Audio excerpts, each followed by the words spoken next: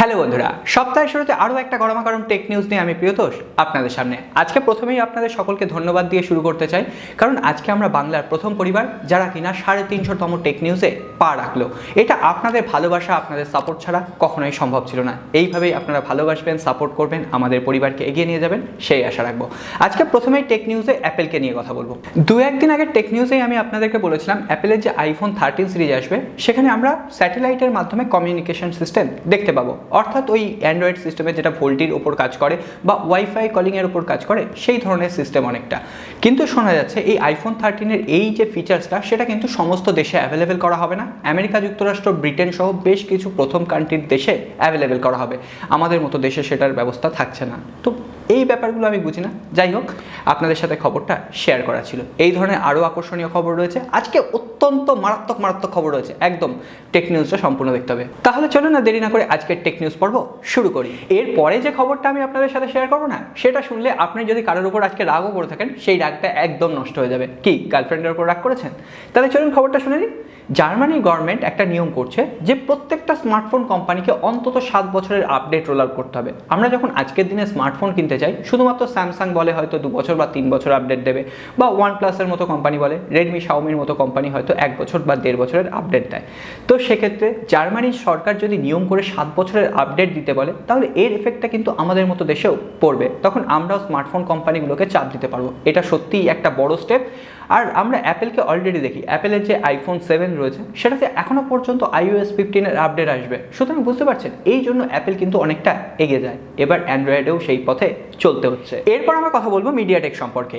আপনারা সকলেই জানেন মিডিয়াটেক কিন্তু অলরেডি কোয়ালকমকে বিট করে 1 নম্বর পজিশনটা ধরে নিয়েছে। কিন্তু মিডিয়াটেকের তরফ থেকে যে সব থেকে ফ্ল্যাগশিপ লেভেলের প্রসেসরটা, মিডিয়াটেকের ডায়মেনসিটি 1200 চিপসেট, সেই 1200 চিপসেটটা কিন্তু কখনোই কোয়ালকম স্ন্যাপড্রাগন 888-এর সঙ্গে পাঙ্গা নিতে পারছিল না। তাই অবশেষে মিডিয়াটেক কিন্তু আরও একটা নতুন চিপসেটের উপর কাজ করছে, মিডিয়াটেকের ডায়মেনসিটি 2000, যেটা বলা হচ্ছে একটা 4 ন্যানোমিটার টেকনোলজি বেস প্রসেসর হবে, এবং সাথে সাথে এই প্রসেসরটা নাকি কোয়ালকম স্ন্যাপড্রাগন 888-এর সঙ্গে টেক্কা নেবে। তো দেখা যাক, এখনো পর্যন্ত এই প্রসেসর দিয়ে নতুন কোনো স্মার্টফোন আসেনি, যখন আসবে অবশ্যই এর পারফরমেন্স চেক করব। এরপর আমরা কথা বলবো রিয়েলমিকে নিয়ে।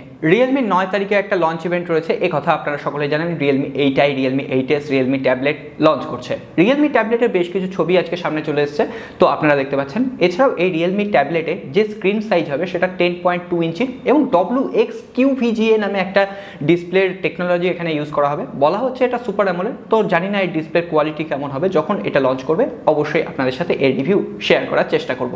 তবে রিয়েলমি যে ফোনটাকে নিয়ে আজকে ধুন্ধুমার চলছে সেটা হচ্ছে রিয়েলমি GT Neo 2।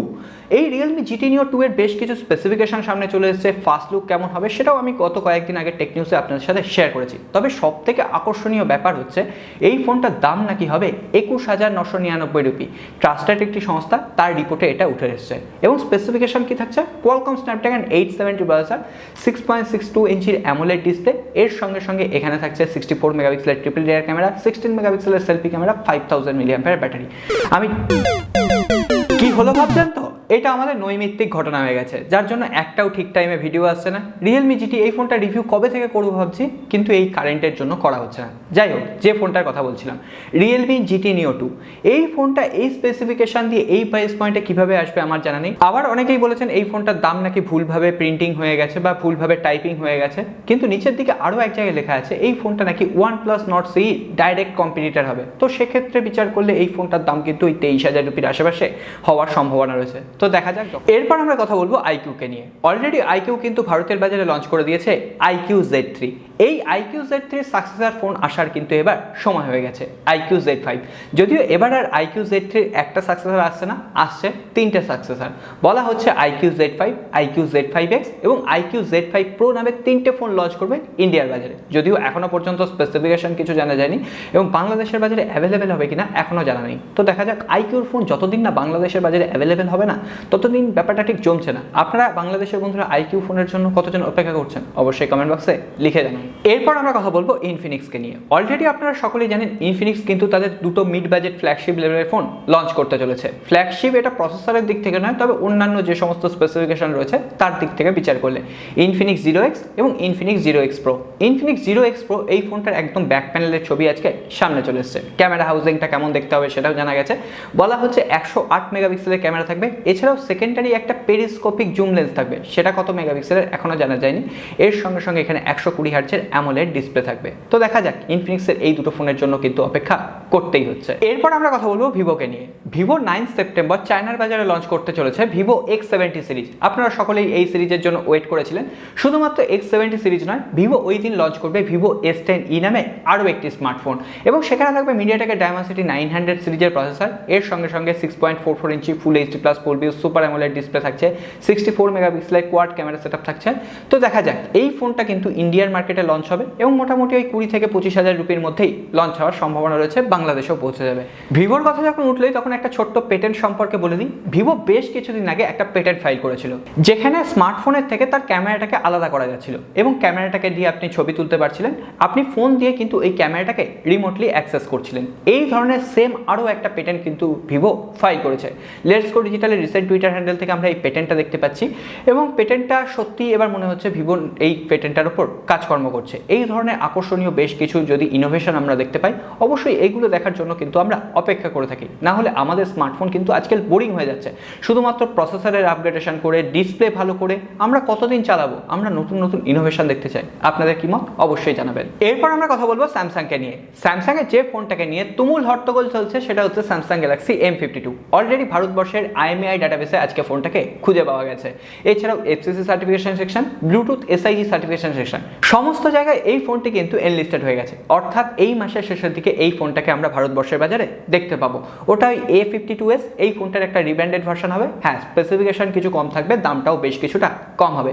এই ফোনটার ফুল স্পেসিফিকেশন কি হবে, কত দামে লঞ্চ করবে, বাংলাদেশে কবে পাওয়া যাবে, এই সমস্ত নিয়ে একটা ভিডিও আছে, আই বাটনে দিতাম, অবশ্যই আপনারা ইন্টারেস্টেড হলে দেখে নেবেন। শুধুমাত্র স্যামসাংয়ের এই ফোনটা নয়, স্যামসাং নাকি আরও 4টে 5G ডিভাইসের উপর কাজ করছে, যে ডিভাইসগুলো নাকি এই বছরের মধ্যেই লঞ্চ করবে। তাদের মধ্যে রয়েছে Exynos 820 প্রসেসর দিয়ে Samsung Galaxy A33 5G, Samsung Galaxy A43 5G, এছাড়াও Exynos 1200 প্রসেসর দিয়ে আসবে Samsung Galaxy A53 5G, A52 successor, এছাড়াও A73 5G।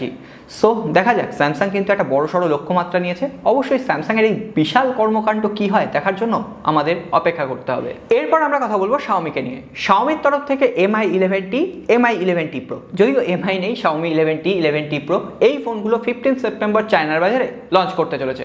অলরেডি স্পেসিফিকেশন আমি বহু টেক নিউজে বলেছি, আপনারা টেক নিউজগুলো ফলো করলে জানতে পারবেন। মিডিয়াটেকের ডায়মেনসিটি 1200 চিপসেট থাকছে MI 11T-তে। প্রো ভার্সনে থাকছে কোয়ালকম স্ন্যাপড্রাগন 888 প্রসেসর, এছাড়াও 108 মেগাপিক্সেল ক্যামেরা থাকছে। তবে সাইড প্যানেলে ফিঙ্গারপ্রিন্ট সেন্সার থাকছে, 120 ওয়াটের ফাস্ট চার্জার থাকছে। সো ওভারঅল একটা ভালো স্পেসিফিকেশন দিয়ে ফোন আসছে, তবে কোন প্রাইস পয়েন্টে আসছে সেটার উপরেই আমাদের নজর রাখা উচিত। এছাড়াও শাওমির তরফ থেকে আজকে একটা দারুণ খবর রয়েছে। হালে যে MI Band 6 ইন্ডিয়ার বাজারে লঞ্চ করলো না, শোনা যাচ্ছে MI Band 6 এতটাই সাকসেসফুল হয়েছে, সেটা নাকি গ্লোবালি যে অ্যাপেলের ওয়্যারেবল ডিভাইসগুলো আছে তার থেকেও বেশি বিক্রি হয়েছে। এবং গ্লোবালি যদি আপনি শিপমেন্টের বিচার করেন, তাহলে অ্যাপেলের যে ডিভাইস সেটা নাকি বিক্রি হয়েছে 19.6%, কিন্তু শাওমির যে ডিভাইস সেটা নাকি বিক্রি হয়েছে 19.9%। অর্থাৎ শাওমির যে MI Band 6 সেটা নাকি এগিয়ে আছে। তো দেখা যাক, শাওমি অনেক অ্যাচিভ করছে। শাওমি অলরেডি 1 নম্বর স্মার্টফোন ব্র্যান্ড হয়ে গেছে। তো শাওমির কাছ থেকে আমরা এখন নতুন কিছু ইনোভেশন অবশ্যই আশা রাখি। রেডমির তরফ থেকে আপকামিং একটা ডিভাইসের স্পেসিফিকেশন সামনে এসছে, যদিও এখনো পর্যন্ত মডেল নাম্বার কি হবে জানা যায়নি। তবে এটুকু জানা গেছে, এই ফোনটাতে থাকবে 6.7 ইঞ্চির একটা 2K ডিসপ্লে, OLED ডিসপ্লে থাকছে। এছাড়াও 120 হার্টজের রিফ্রেশ রেট, 50 মেগাপিক্সেলের ক্যামেরা থাকছে।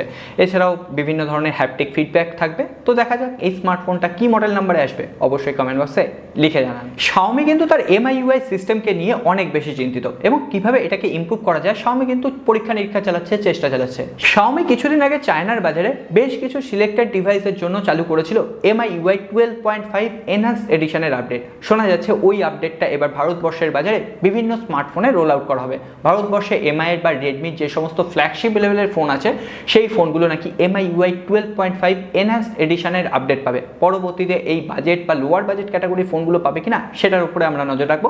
সেই ধরনের কোনো খবর পেলে অবশ্যই সবার আগে শেয়ার করবো। সো বন্ধুরা, আজকের আলোচনা এখানেই শেষ করছি। জানি টেক নিউজ অনেকটা বড় হয়ে গেছে, আর বিরক্ত করবো না। লাইক বাটনটা প্রেস করে না থাকলে লাইক বাটনটা প্রেস করে দিন, আর নতুন বন্ধু হলে সাবস্ক্রাইব আর বেল আইকনটা অবশ্যই প্রেস করে রাখবেন। আপনারা চাইলে আমাদের সোশ্যাল মিডিয়া হ্যান্ডেলগুলোতে ফলো করতে পারেন, ডেসক্রিপশন বক্সে লিঙ্ক আছে। এরপর আসবো এক বন্ধুর কমেন্ট পর্বে। গতকালের পর্বে কমেন্ট করেছেন এক বন্ধু শারিয়ার হক শুভ। দাদা, OnePlus 8T, OnePlus 9R versus OnePlus Nord 2 এই তিনটে বাংলাদেশের সমান প্রাইসে পাওয়া যায়, কোনটা ভালো হবে? চোখ কান নাক বুঝে OnePlus 9R এই ফোনটা কিনে নিন। OnePlus 8T এই ফোনটাও ভালো ফোন, যেহেতু 1 বছরের পুরনো ফোন আপনি 1 বছর কম আপডেট পাবেন, তাই জন্য আমার চয়েসে থাকবে OnePlus 9R। Qualcomm Snapdragon 870 processor, যথেষ্ট অপটিমাইজ, গেমিংয়ের জন্য বলুন, ক্যামেরার ক্ষেত্রে বলুন, ভালো পারফরমেন্স পাবেন। অবশ্যই ওই দিকে যাওয়া উচিত। আজকে আর কথা বাড়ছি না, দেখা হবে আগামী পর্বে।